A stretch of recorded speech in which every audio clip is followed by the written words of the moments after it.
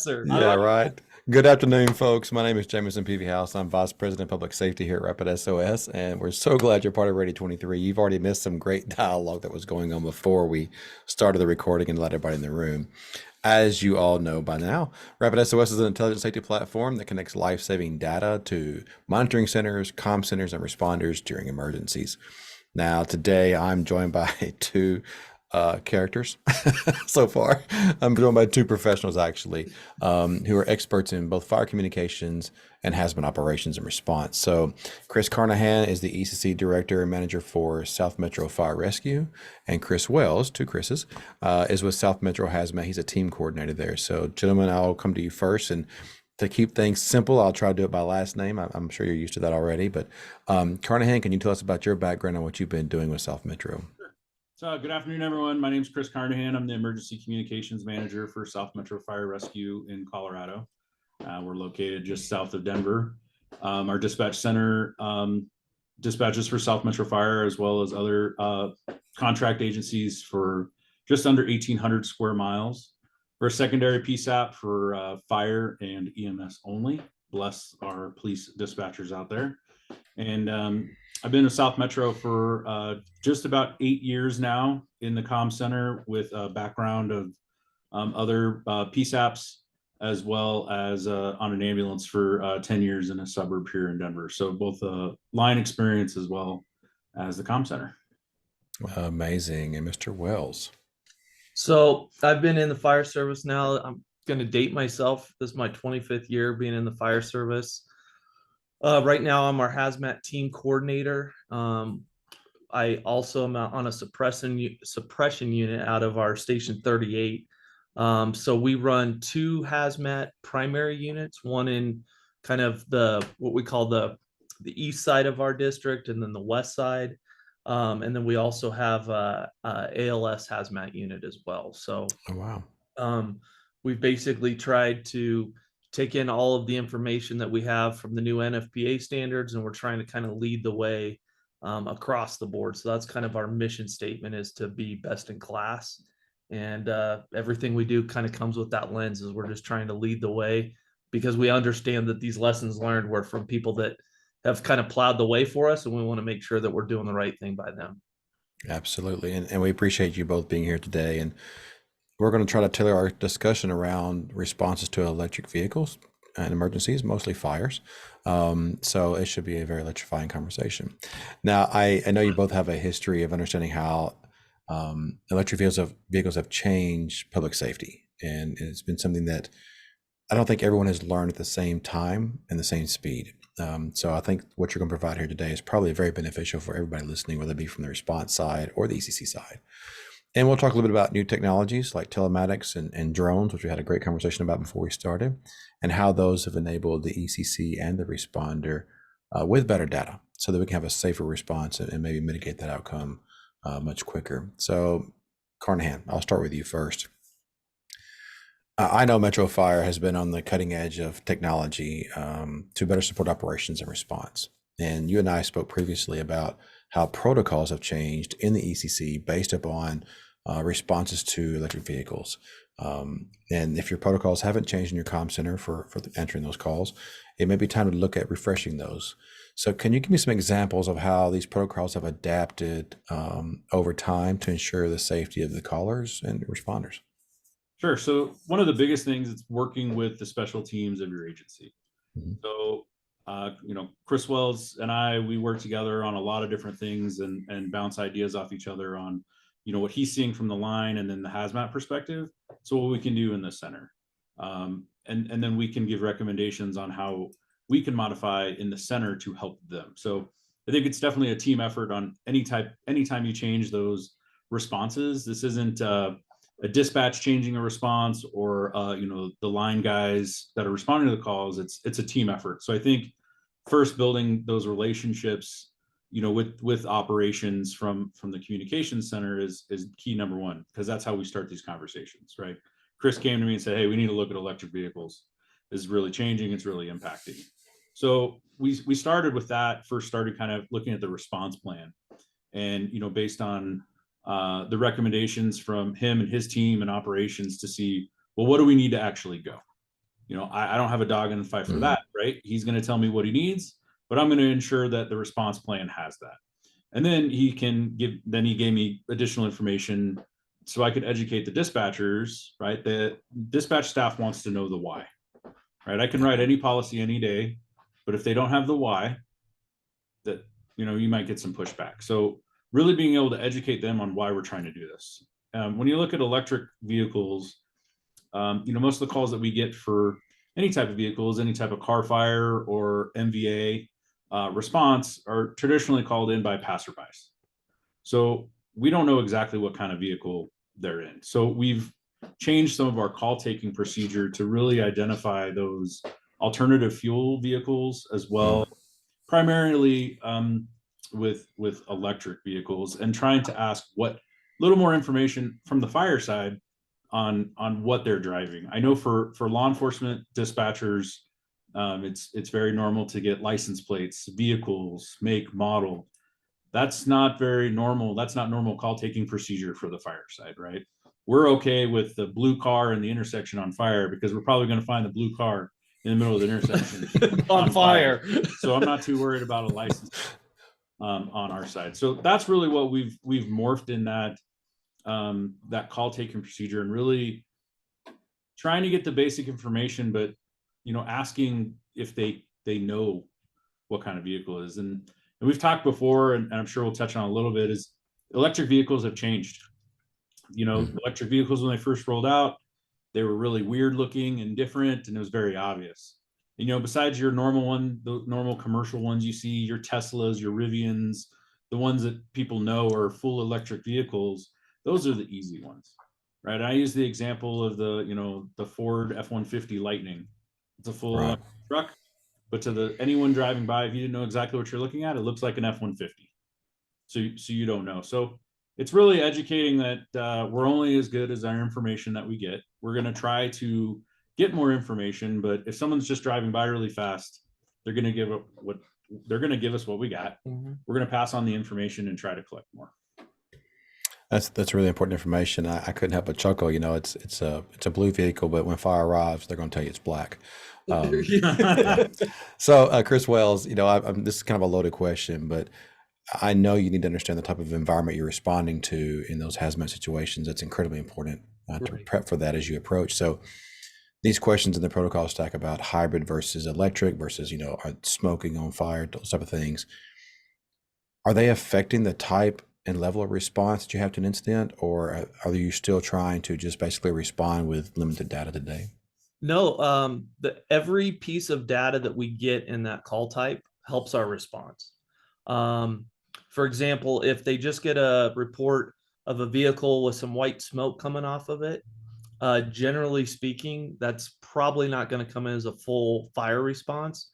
Probably not going to definitely trigger hazmat. However, if now we know that's an electric vehicle with white smoke coming off, that's a totally different response in the protocol. So, the call taking information, we always know the information's only as good as what you're given at dispatch. So we understand that. So part of the protocol is that training and we don't work in a silo. And Chris hit on that so effectively, that when we do trainings, when we do policy production, we have to do it with all the stakeholders in mind and involved.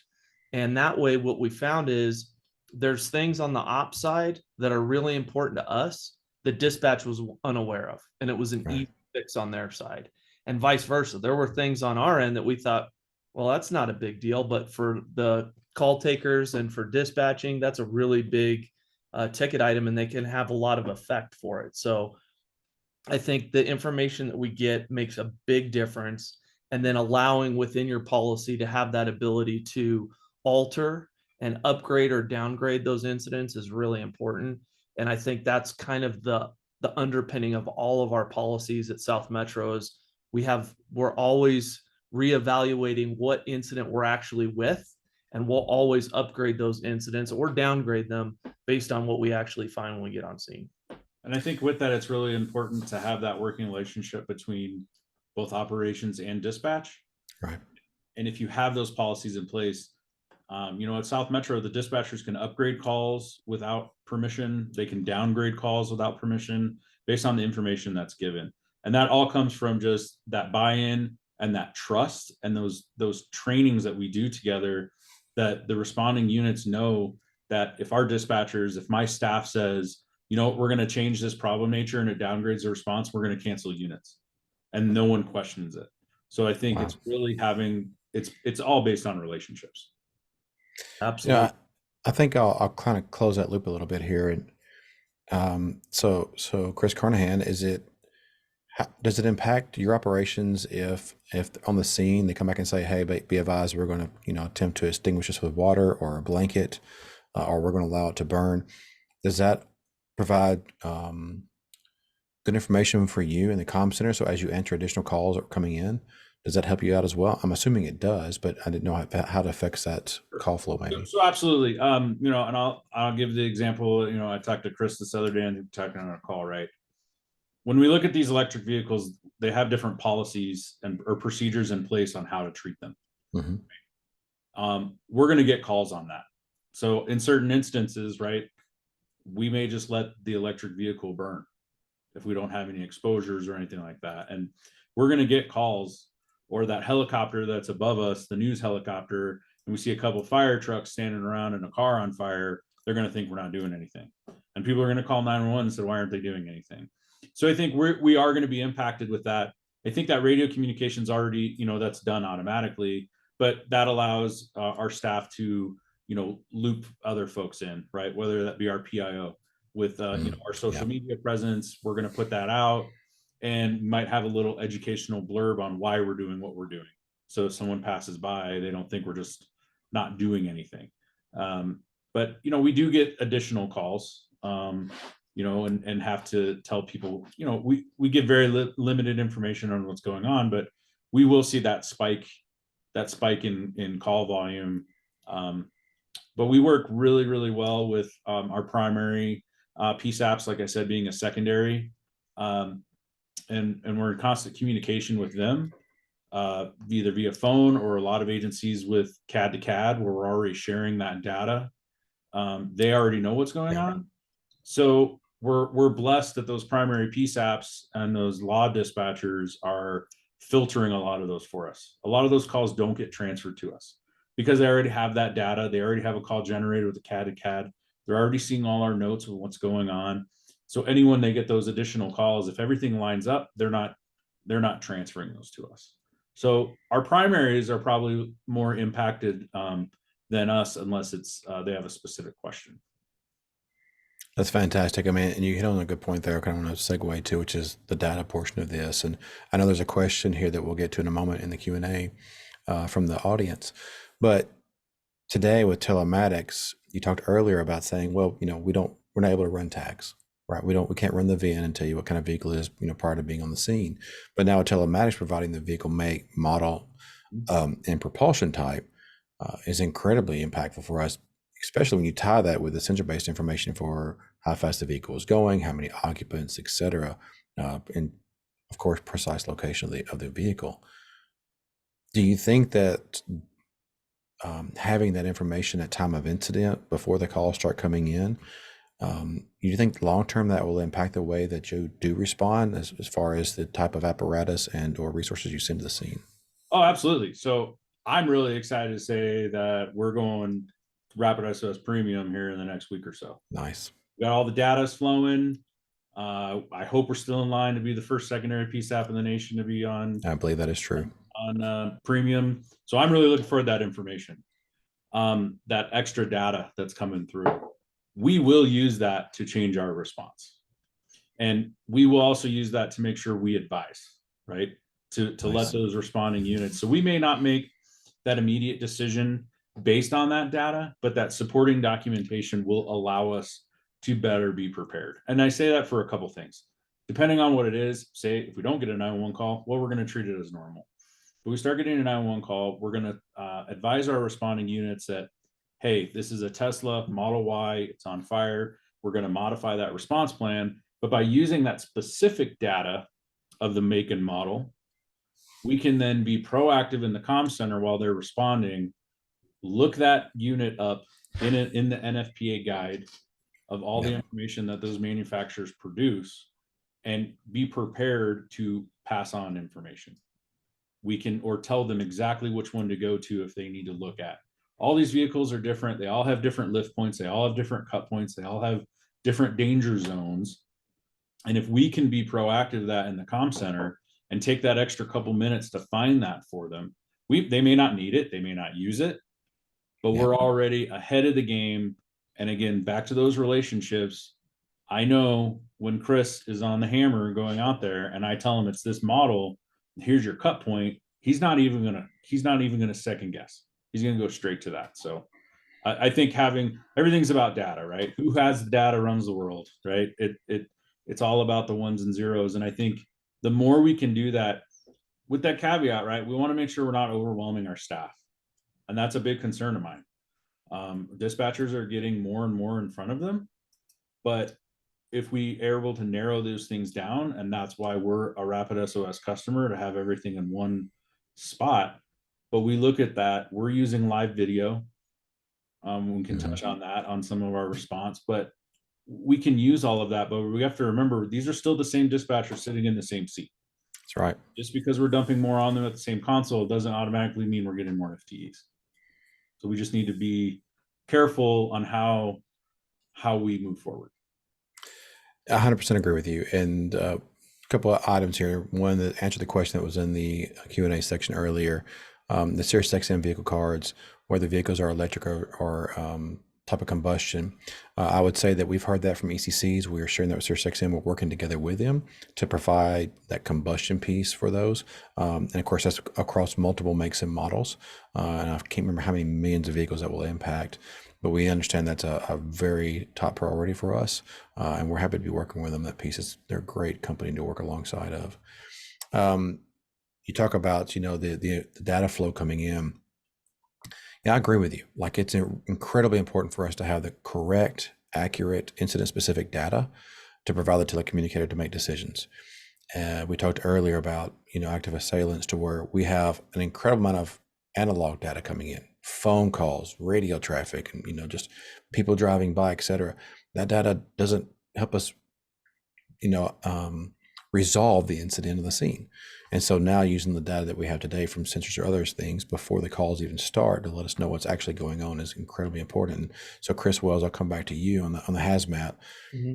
EVs present a significant change. Yes. In a learning curve for responders, right? And not everybody's quite there yet. I live in a remote area, I say rural area, remote area of Tennessee, and we don't see that many EVs here.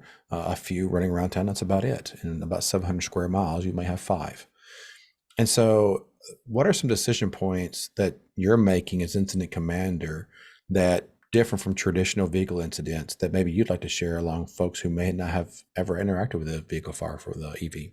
Oh yeah, you bet. They're a totally different animal. And I've kind of gone on a presentation tour over the last year because we did a deep dive. We worked with a company called Hazard3. I'm sure there's people out there that have worked with Hazard3 before, but Gary Sharp in particular took his class. He trained FDNY basically on the hazmat world. I have a really deep knowledge of this. And he kind of got the juices flowing because we realized we were looking at it as just another call type. It's just a different type of car. Instead of running off of gas, it's running off of electric. And when we actually did the research, read the white papers that were coming out of these universities that did studies on what the byproducts of this smoke actually have, we realized this is a true hazmat incident. So you're getting heavy metals that are coming out of as byproducts of the fire. Now, granted, you're going to get heavy metals with other fires, but the amount and type of heavy metals is way more than you're going to get with a normal fire. And of course, we know with heavy metals, those are the forever chemicals. Right. And when we talk about carcinogens and everything, fires are already bad, and we know they are carcinogenic, but this is carcinogenics on roids. Then we have hydrofluoric acid that comes out of that. It's about 4 times more than you're going to get in a normal car fire. So you have an environmental impact on top of that, water is an ineffective way to extinguish these fires. So part of the presentation I had, I took snippets of car fires all through the country and in different parts of the world. And it just, you see fire departments there and they're dumping between 3 and 30,000 gallons of water, and these fires won't go out. So we tried to research, why is this the case?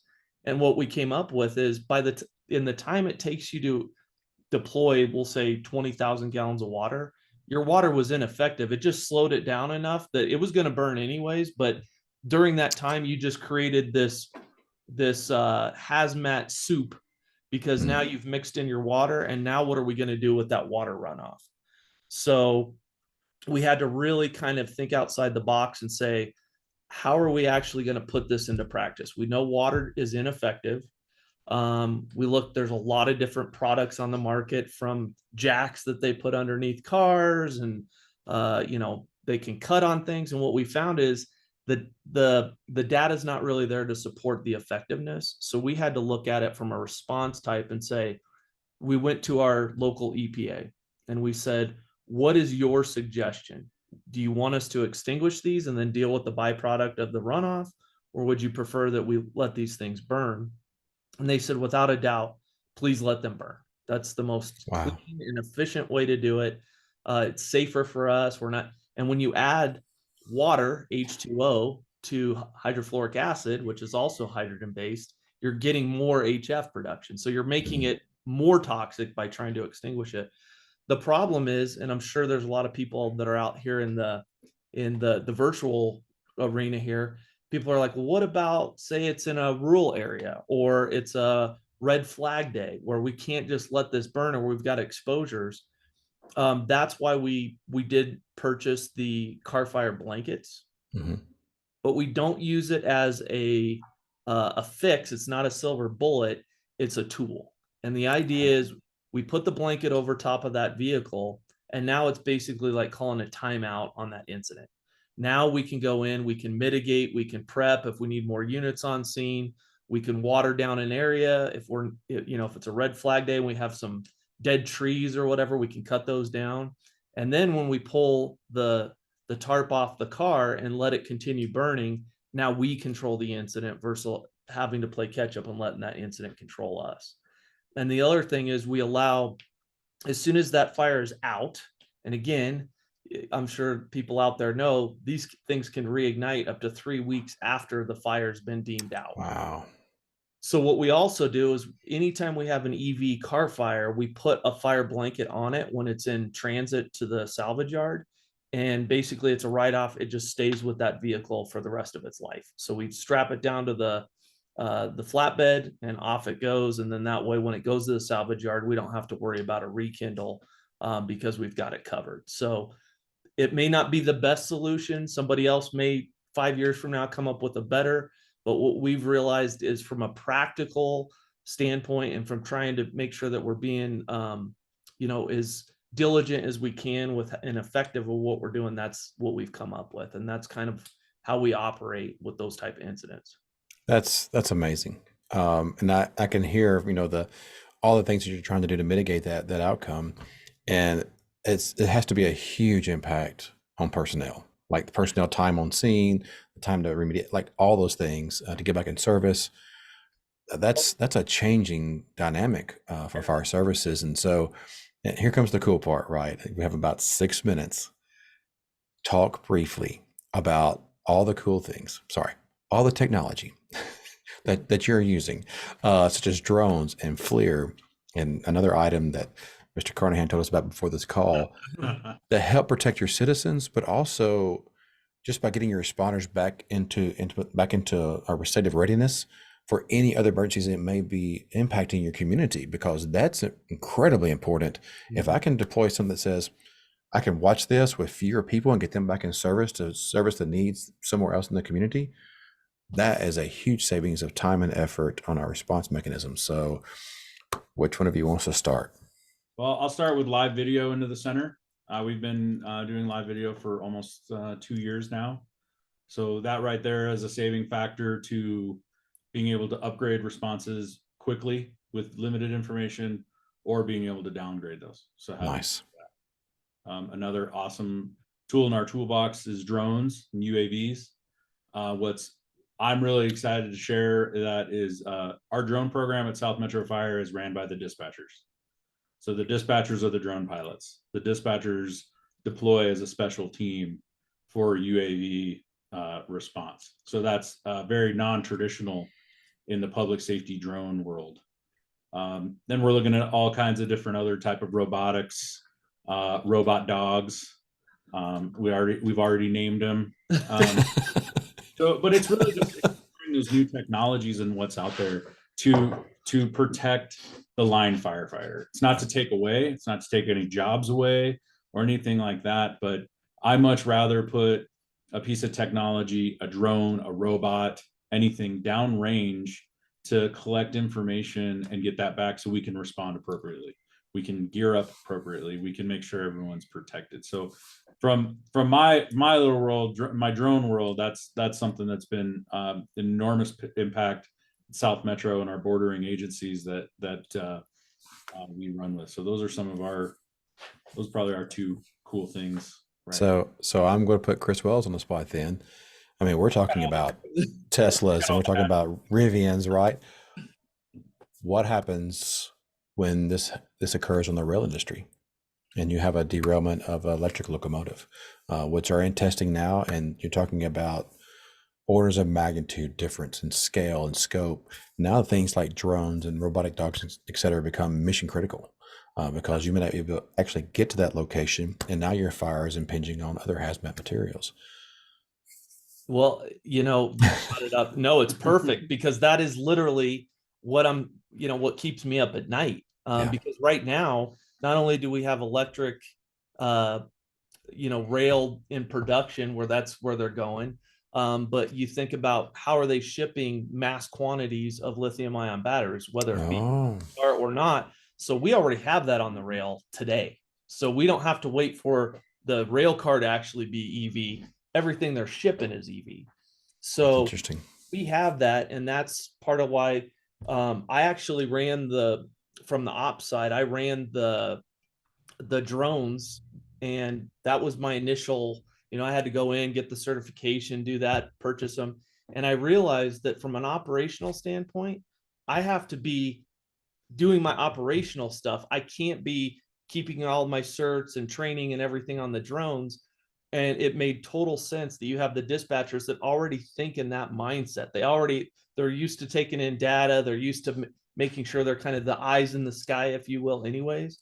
They've taken it over, and they're 10 times more efficient and effective than anything I ever did when we were running it in operations. So with that, and you talked about it, speed and efficiency is everything in our world. Right. And when we have the ability to have our incident dispatch team come out, so a mobile dispatch service that comes out, they can provide real-time weather, cameras, drones, dogs. Yep. That allows us to go in and really find out what we're dealing with and formulate a plan on how we're going to mitigate it.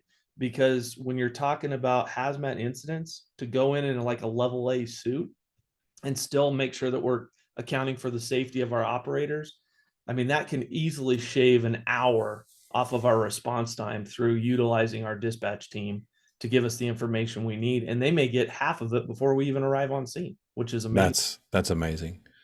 So folks, thank you for attending today.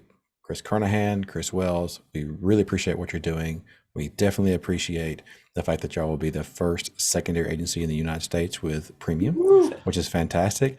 But most importantly, we do appreciate Chris Wells acknowledging that telecommunicators are 10 times better than firefighters. So if you learned anything today, that's the nugget today. Yes, but it is, I'll tell you what, for all you dispatchers out there, and I tell Chris all the time, I can't thank you all enough for what you do. I realize, because I've seen it on both sides, how important the dispatchers are for our operations and what we provide to our citizens. So I just want to say thank you all, because we greatly appreciate it in the field. Thank you so much, sir. Appreciate it, gentlemen. Stand by for the next course coming up in about 60 seconds. So don't go anywhere. Ready 23 is still rolling. See y'all later.